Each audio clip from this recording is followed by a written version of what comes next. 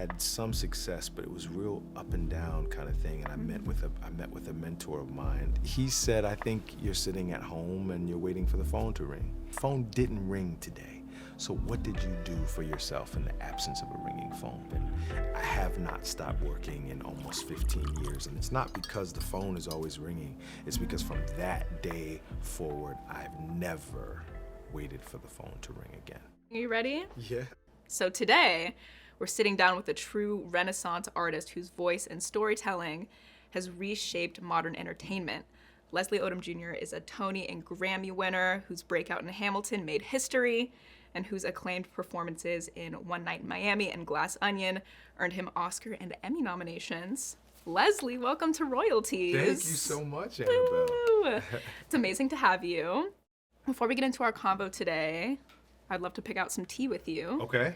What would you prefer? Let me do the Lord's tea. The You know what I Lord's mean? tea. Very regal choice. Let's welcome in that holy element. You know, I like to preserve sacred space in music, in tea, Everywhere. everywhere, baby. I love that. Yes. While I pour this tea for us, I'm Yeah. curious, if your sound was a tea blend, what type of tea blend do you think it would be? My sound was a tea blend. I hope it would be a soulful tea blend. I hope it would be something that was earthy. I hope it smelled good. But I hope it had some like wellness, you know, some turmeric in there or something like that, right? Like something that could also was nourishing, Nourishing. right? Turmeric is anti-inflammatory, That's what calming. I'm saying. Yeah, I want it to taste good, smell good, and also be good for you. I love that. What would you call your tea blend? The soulful blend. Ooh, the soulful blend. Yeah. I would definitely be a big fan of that tea Sweet. blend. I would Okay, I'll drink get some on every it. morning to start my day. I love that. Well, I'm excited to dive into this conversation with you. So let's get it started. Looking back at the start of your career, joining the Broadway cast of Rent at age 17, prior to that point, what was your dream for yourself? You know, I think I've since learned that kids that had similar childhoods as I, like, you know, kids that had some trauma in their childhood, oftentimes speak of when they grow up, the dream is like, I wanted to be happy. I wanted to be joyful. Yeah. I wanted to have peace in my life. You know, I would have said something like that. I did say things like that when I was a kid. I really didn't care what my 9 to 5 was. I saw a type of way that I wanted to exist in the world, and I hoped that it was a joyful way of being, Do you feel like you've achieved that dream, that goal? for sure. Beautiful. Is that career mainly, or are there other aspects of your life you've achieved as well that have helped bring in that peace? It is the other aspects mostly. It is a holistic thing, right? Because like I learned that yes, achievements alone are not the thing that sort of satisfies or sort of the thing that satiates. It's more holistic than that. It's more balanced Yeah. than that. It's hard to be totally happy or satisfied if the career thing is not popping in the way you want it to, or if the personal life is not as stable as you want it to be, right? But a balance of all those things, personal and professional, spiritual, emotional health, mental well-being, that kind of stuff, like that's what makes it the sweet life. Yeah, definitely. The pursuit of that balance. It's a complicated, long journey, but as you get older and figure it out, it's a rewarding thing. And I'm glad you've been able to find that balance with your life. Thanks. So kind of moving on in your career after Rent, you pursued a variety of stage and screen roles, building a name for yourself. At what point in that journey did you find that performance felt like it would be a stable, long-term career? It was sort of late in the journey. I was about 30 years old when I had some success, but it was real up and down kind of thing. And I met with a mentor of mine over chicken pot pie at Marie Callender's. It wasn't unlike this, and I asked him, what should I do with my life? You know, because I wasn't happy with the roller coaster. I just didn't know how you grow up if it's just always up and down in that way. I just felt like I was always kind of with my hand out. And he said, you can quit.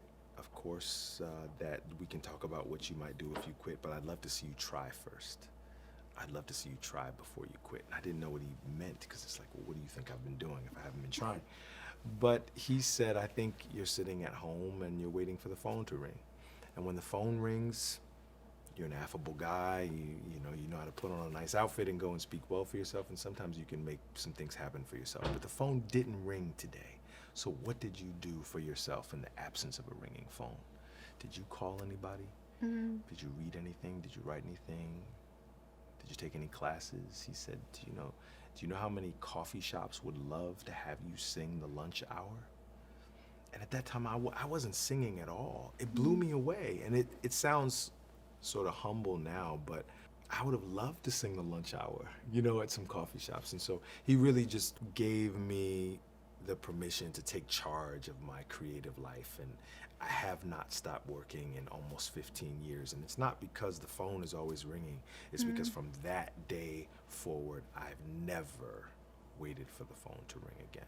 Right. I think that's such a beautiful perspective because I think a commonality a lot of creatives experience is that constant up and down. Yeah. And it can be so jarring, especially as you're starting out and things are more volatile. But I love that perspective of, okay, in the days where either you're in a down or the phone's not ringing, you still have control. Absolutely. You can take charge and move things forward. Yes. No, there's times for all of us where, the email inbox is full, the text messages, you know what I mean? You're leaving people on red. It's like you can't keep up. There's seasons of that, and I wish you seasons of that. I wish everybody seasons of that. And then there are lulls, and there are times when it's time for reflection, and it's time for growth and quiet. And so in those times, learning how to keep things moving for yourself is really important. Yeah. So you got your start in musical theater, but at what point did a solo music career come into the picture?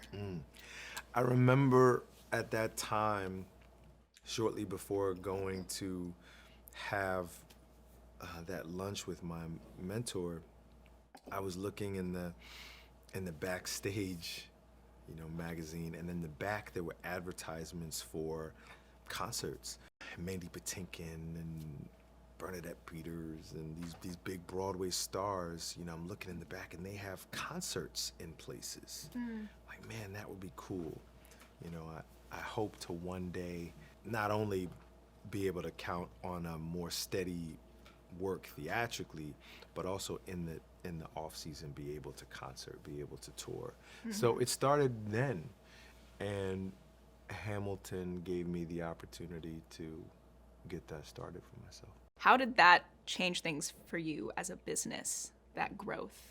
Well, I learned a lot from watching the rise of Hamilton and watching the purity of how that started. I think for most of us, there's a pure heart at the center of it.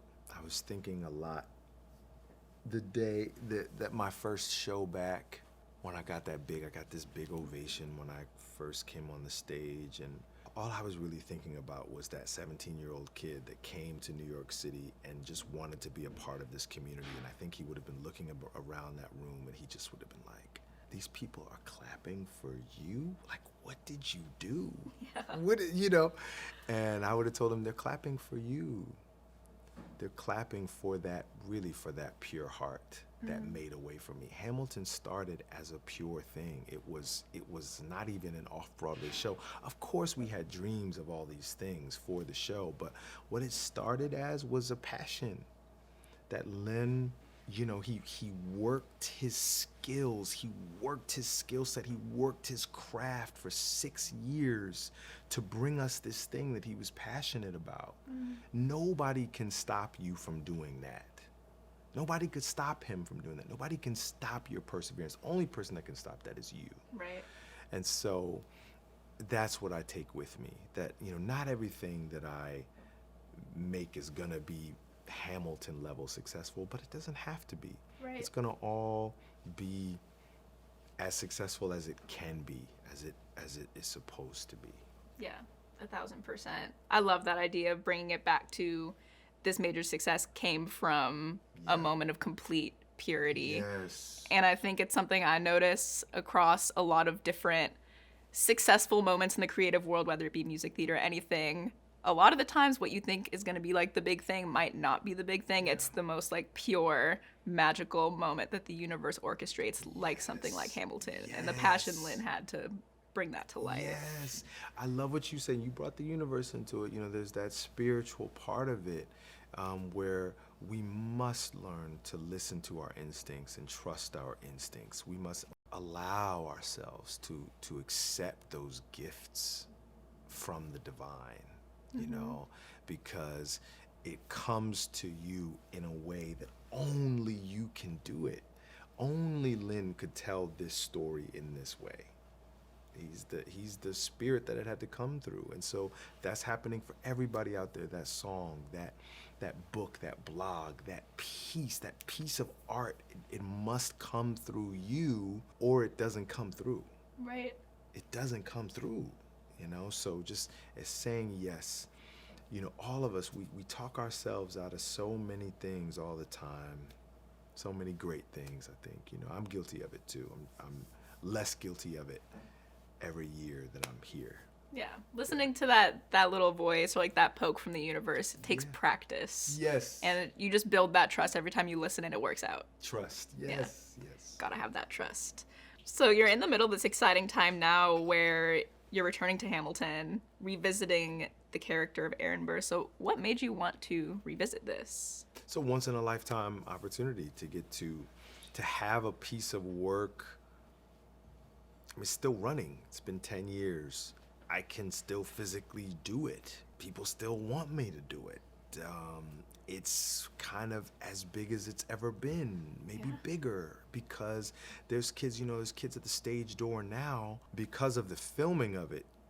Again, we couldn't have known, but you know, because of the Disney Plus of it all, there's kids that weren't born when when I was doing it the first time, right? Yeah. Who maybe saw it 3 or 4 years ago for the first time, and it became their favorite musical or their first musical, and so they're at the stage door now, literally 9 and 10-year-old kids, you know. So all those things, you know, put together, the fact that it is still around for me to do, the fact that I can still do it, is like, how could I not do it for 12 weeks, you Right. know? And that 17-year-old kid, when I came to New York to do a Broadway show, he was not thinking that Broadway was a means to an end. He was not thinking that he was going to do a Broadway show and then that would help him get a movie or that would help him get a TV show.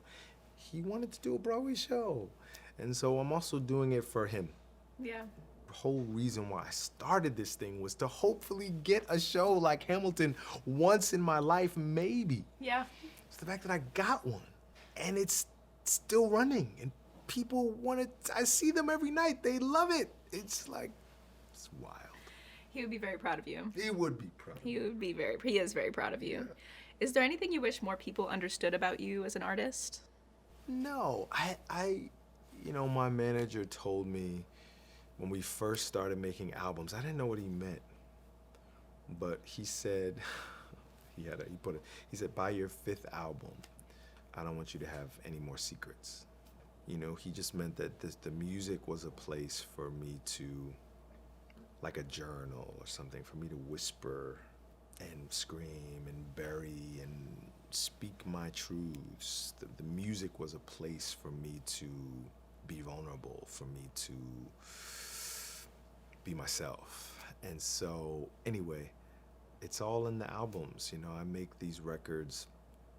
The last one is called When a Crooner Dies, because that day will come, you know, and I want my kids to be able to hear those records. I want my grandkids, if I'm lucky enough to have some, or anybody, you know, to be able to hear these albums and get a sense of who I was in my time. Yeah, leaving it all out there. That's it.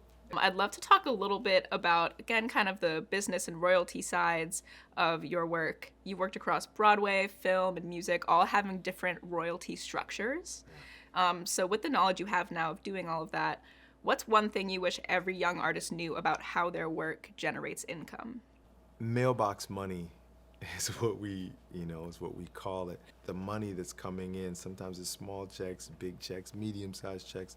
Those checks that are coming in while you're asleep, while you're working on other projects, while you're traveling.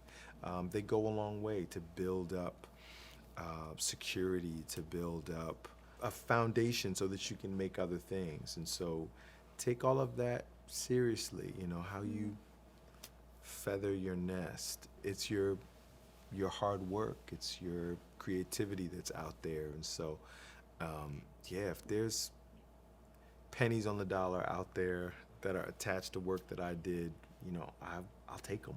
Yeah. And they've come in handy, that's for sure. And it's not always pennies, let me say. It's really come in handy, and especially, when I was starting out, that was like really important days when I went to the mailbox and there were, 10 or 12 checks in there. It matters. Yeah, definitely matters. And being that, Sound Exchange is one of these organizations that really does do a lot of work to reach out to artists and let them know, like, hey, we have this small or large check waiting for you because of the work you've done. I'm curious about how you got introduced to Sound Exchange and what your relationship to Sound Exchange has been like. Yeah, I got connected with Sound Exchange once I started recording. My first album was a Kickstarter record that we made, I think, in 2014 or 2015. It was a few years before I started writing original works and putting out original works, but we registered right away, and they've been an amazing advocate, an amazing partner for me. I was a signed artist, and now I'm an independent artist, and I rely on that hard work that they do on our behalf. I'm out doing lots of things, I can't imagine how much I would be leaving on the table if not for Sound Exchange and some of the other union representation I have. It's really God's work that they do. Yeah, they're very good people to have in your corner, for sure. I'm curious, over the course of your career, Leslie, which achievement for you has been the most personally rewarding versus financially rewarding? I mean, I think probably Hamilton has been the most financially rewarding, in lots of different ways. We've been able to, when we left that stage, the industries were waiting kind of with open arms for us all. We couldn't have imagined that, we signed on to do this little off-Broadway show that we loved. We could not imagine what it became. So that, and then personally rewarding, I think, is there's the Christmas albums, of course. I mean, that was this thing that we did on a lark in secret, because I didn't know how it would turn out, but it really was a fan prompted thing. After I left Hamilton, they were like, you got a perfect voice for Christmas. And I was like, really? So the Christmas albums are really, after Hamilton, believe it or not, the thing that I hear the most about in the world are those Christmas albums. So maybe that, just this thing that there's Hamilton, that people have welcomed into their homes and made it a part of their traditions with their families, and then these Christmas albums that people pull out every year and make it a part of their annual tradition as they trim the tree or spend time with their family. It's really meaningful. I'm curious, what do the Christmas albums mean for you on the business side in terms of like long-term annual re-listening, and like also what does that mean for you in terms of like legacy planning? Yeah, I mean, well, the first album was all covers. First Christmas album was all covers, and the second album we wrote two original Christmas songs, and that song "Snow," the original song from that Christmas, it's called the Christmas album. That second one, is the most synced song that we have. Yeah, and it's they're perennial. Those songs we tried our best to make classics. Songs that would sound good 50 years from now. Totally. 100 years from now. So that is that's music that's for all of us, and then music beyond us too. I've got little kids, and hopefully one day they'll have little kids, and we'll have foundations and all that stuff. And it goes to support all of that. Yeah, it's almost that time again too. That's right. It's almost the holidays. Bring it. Running back the holiday projects. Run me my Sound Exchange. Find out where they playing Snow. Hey. You know how sometimes you'll unwrap a tea bag and it'll have a little inspirational message on the tag? Yes. If you could author an inspirational tea bag message what would you want it to say? Be you and make the day wonderful. I love that. It's beautiful. Well, Leslie, thank you so much for joining me today Thank on you, Royalties. Annabelle. It's Shall we end with the cheers? Let's do it. Cheers. Cheers. Appreciate you. So, next season of Abbott Elementary comes out in like 3 days. Are you sitting down for the premiere? Are you watching it? I usually catch up later. I binge it later. Waiting for one new episode a week is like really I know. tough. But I'm so happy for her and for all of them. That it was a beautiful set. I love the spirit of that show. They're doing everything right. Yeah, I hope it goes on for like 25 seasons, to I be think it honest. I wish nothing but success to everyone involved. Agreed. Love that show. Agreed.